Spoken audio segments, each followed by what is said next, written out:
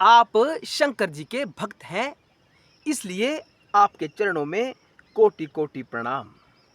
आप शिव के गण स्वरूप हैं। हमने देखा हमारे दर्शक चैनल पर सबसे ज़्यादा जिज्ञासा प्रकट करते हैं कि हमें ज़्यादा से ज़्यादा पंचाक्षरी मंत्र के बारे में बताएं। तो हमने इस वीडियो का विषय पंचाक्षर मंत्र ही रखा है। पंचाक्षर मंत्र यानी नमः शिवाय। इस मंत्र में 5 अक्षर हैं, इसलिए इसको पंचाक्षर कहा जाता है। इसे स्थूल प्रणव भी कहा जाता है। यह शिव महापुराण में कहा गया है। जिस प्रकार ओमकार सूक्ष्म प्रणव है, उसी प्रकार नमः शिवाय स्थूल प्रणव है। ऐसा हम सबको जानना चाहिए। यह वीडियो बड़ा ज्ञानवर्धक है। ओम नमः शिवाय का यह वीडियो देखने के बाद आपके मन में कोई जिज्ञासा नहीं रहेगी, आप ज्ञान से परिपूर्ण हो जाओगे। हम आपको शिव कृपा के माध्यम से वह ज्ञान आपको इस वीडियो में प्रदान करने वाले हैं। शिव महापुराण में जब उपमन्यु जी कृष्ण जी को उपदेश करते हैं, तो कृष्ण जी पूछते हैं कि मुझे पंचाक्षर मंत्र के बारे में उपदेश करें। मैं पंचाक्षर मंत्र के बारे में जानना चाहता हूं। मैं नमः शिवाय मंत्र के बारे में जानना चाहता हूं। प्रश्न कौन कर रहा है? श्री कृष्ण जी प्रश्न कर रहे हैं। किससे कर रहे हैं प्रश्न? उपमन्यु जी से कर रहे हैं। तो उपमन्यु जी ने कहा कि नमः शिवाय मंत्र के महिमा का बखान 100 करोड़ वर्षों में भी नहीं किया जा सकता। आपने जिज्ञासा प्रकट की है, इसलिए मैं आपको संक्षेप में इसका वर्णन कर देता हूं। आप शिव के भक्त हैं, इसलिए मैं संक्षेप में इसका वर्णन कर रहा हूं। उपमन्यु जी ने श्री कृष्ण जी से कहा।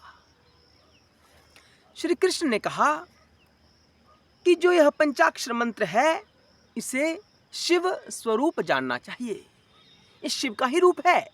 शिव में और शिव के पंचाक्षर मंत्र में नमः शिवाय में भेद नहीं समझना चाहिए।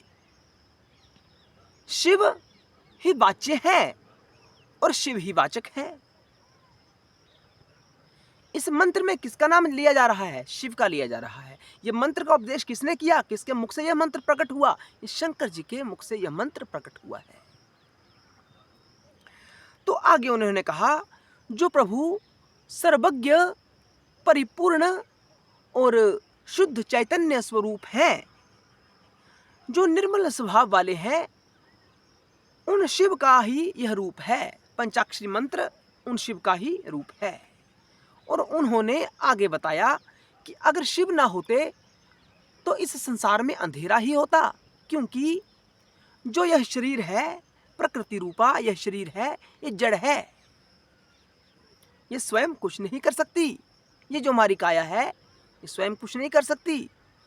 और जो अंदर जीव स्थित है, मन बुद्धि चित्त अहंकार रूपी जो जीव हमारे अंदर स्थित है, वह अज्ञानी है। उसको ज्ञान नहीं है, उसको सत्य का ज्ञान नहीं है, इसलिए तो भटक रहा है बार बार। इसलिए तो वो पैदा होता है। जीव पैदा क्यों होता है? हम और तुम पैदा क्यों हुए हैं? क्योंकि हम अज्ञानी हैं। हमें तत्व का ज्ञान नहीं है। अगर तत्व का ज्ञान हो जाए तो हम मुक्त हो जाते हैं। जब परम ज्ञान हमारे जीवन में उपस्थित हो जाता है, प्रकट हो जाता है, तो हम मुक्त हो जाते हैं। यह सत्य है, सत्य है, सत्य है। तो उपमन्यु जी ने कहा कि हे कृष्ण, शिव के बिना ये संसार अंधेरा मात्र है, क्योंकि ये शरीर कुछ स्वयं कर नहीं सकता, ये जड़ रूप है। और जो जीव है वह अज्ञानी है। अगर शरीर और जीव के साथ आत्मा का समावेश ना होता, आत्मा का भाव ना होता, तो कुछ भी कार्य हो नहीं सकता था। कुछ भी जो क्रिया है, कोई भी क्रिया अस्तित्व में नहीं आ सकती थी। इसलिए हमारे हृदय में शंभु शिव आत्मा रूप में स्थित है, जो प्रकाशमान होकर हमारे जीवन को प्रकाशित करते हैं, इसलिए हम सब कुछ अनुभव कर पा रहे हैं। शिव की कृपा से ही हम अनुभव कर पा रहे हैं। और उन्हीं शिव के मुख से पंचाक्षर मंत्र का प्रादुर्भाव हुआ है। इस मंत्र को कहने वाले कौन है? शिव है। कोई ऋषि इस मंत्र को नहीं कह रहा कि इस मंत्र को कोई ऋषि कह रहा है, नहीं, स्वयं साक्षात परब्रह्म परमात्मा शंभु इस मंत्र को कह रहे हैं।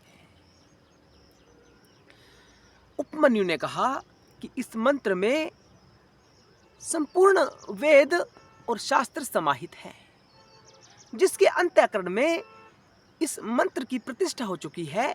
जो हर समय इस मंत्र के भाव में ही स्थित रहता है, उसके लिए किसी वेद या शास्त्र को पढ़ने की जरूरत नहीं है। मैं आपको भी कह देता हूं, अगर आप ओम नमः शिवाय या नमः शिवाय मंत्र का जाप प्रतिदिन करते हैं तो आपको किसी अन्य मंत्र को पढ़ने की जरूरत नहीं है। वेद को पढ़ने की आपको आवश्यकता नहीं है, शास्त्र को पढ़ने की आपको आवश्यकता नहीं है, क्योंकि सब कुछ शिव में समाया है।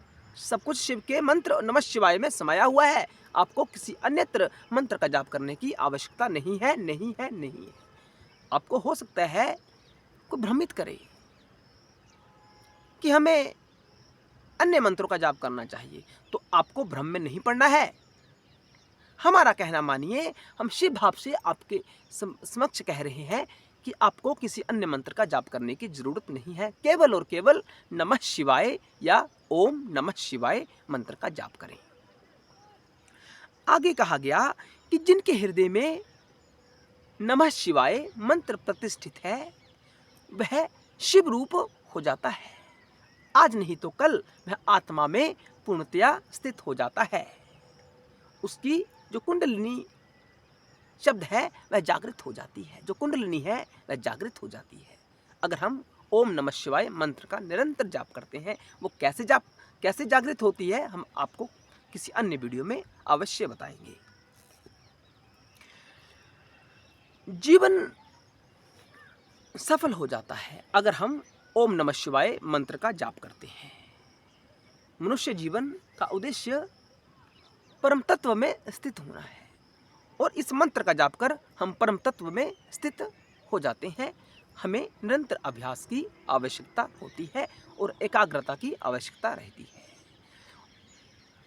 साधक जो इस मंत्र का जाप करता है वह समस्त पापों से शुद्ध हो जाता है। पाप उसके साथ ठहरता ही नहीं है, पाप उससे दूर चला जाता है। जब पाप दूर चला जाता है तो पुण्य ही पुण्य रह जाते हैं, और जब पुण्य ही रह जाते हैं तो आपके जीवन में शिव भक्ति का उदय होता है। शिव भक्ति के उदय होने से आपको मंत्र प्राप्त होता है नमः शिवाय, और इस मंत्र के निरंतर जाप से हमें परम ज्ञान की प्राप्ति होती है, परम पद की प्राप्ति होती है, जिससे हमें सायुज्य मुक्ति प्राप्त होती है। यह सत्य है, सत्य है, सत्य है। इसलिए हम सबको पंचाक्षर मंत्र का अवश्य जाप करना चाहिए। ये प्रणव ही है।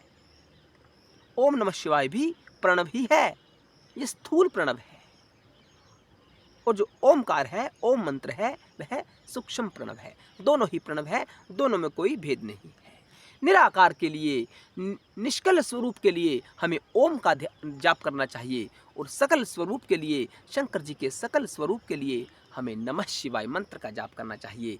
इन दोनों को मिलाकर षडाक्षर मंत्र बन जाता है, हमें उसका जाप भी अवश्य करना चाहिए। यह सत्य है, सत्य है, सत्य है। तो आशा है आपको इस वीडियो के माध्यम से पंचाक्षरी मंत्र के बारे में ज्ञान प्राप्त हो गया होगा। आगे यह भी बताया गया है कि इस समस्त ब्रह्मांड में 7 करोड़ महामंत्र हैं। कितने महामंत्र हैं? 7 करोड़। और विभिन्न प्रकार के 7 करोड़ मंत्रों के अलावा उपमंत्र भी हैं। इन सभी मंत्रों का जो शिरोमणि मंत्र है, जो मूल मंत्र है, वह पंचाक्षर मंत्र है, वह नमः शिवाय मंत्र है। ऐसा शिव महापुराण में कहा गया है, और यही उपदेश उपमन्यु जी ने श्री कृष्ण भगवान को किया था। क्यों किया उपदेश? क्या जरूरत थी कृष्ण भगवान जी को? वो तो परमात्मा रूप है। क्यों? मैं आपको बताना चाहता हूँ, इस पृथ्वी पर कोई भी आए, कोई भी अवतार आए, सबको शिव के शरणागत होना ही पड़ता है, क्योंकि ये सृष्टि शिव के अंतर्गत ही कार्य कर रही है। शिव आज्ञा से ही ये संपूर्ण ब्रह्मांड कार्यरत है। शिव की आज्ञा से बाहर कोई तत्व अपना कार्य नहीं कर सकता। वह कार्य तभी कर पाता है जब शिव की उनके ऊपर विशेष कृपा होती है। इसलिए श्री कृष्ण जी उपमन्यु के पास गए कि हमें तत्व के बारे में बताएं, शिव तत्व के बारे में बताएं, पंचाक्षरी विद्या के बारे में बताएं। और उपमन्यु ने जो हमने आपको इस वीडियो में बताया, वही उपदेश उपमन्यु जी ने श्री कृष्ण जी को किया था। ऐसा शिव महापुराण में विवरण मिलता है। प्रमाण के लिए आप शिव महापुराण का अध्ययन कर सकते हैं। इसी के साथ ओम नमः शिवाय, हर हर महादेव, जय भोलेनाथ, जय शिव शंकर, जय भोलेनाथ। हमारे चैनल को सब्सक्राइब अवश्य करना अगर आप चैनल पर नए आए हो। अगर आप चैनल पर पुराने हो तो वीडियो पूरा देखा करें, ऐसा हमारा आपसे आग्रह है। ओम नमः शिवाय।